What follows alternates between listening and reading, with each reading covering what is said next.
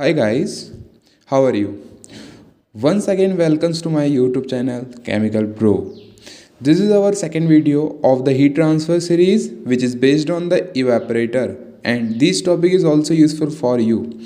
In this video, consists of 15 to 20 questions, and answers are shown at the end of the video. So guys, if you are not subscribed my YouTube channel, please subscribe for regular updates. Thank you.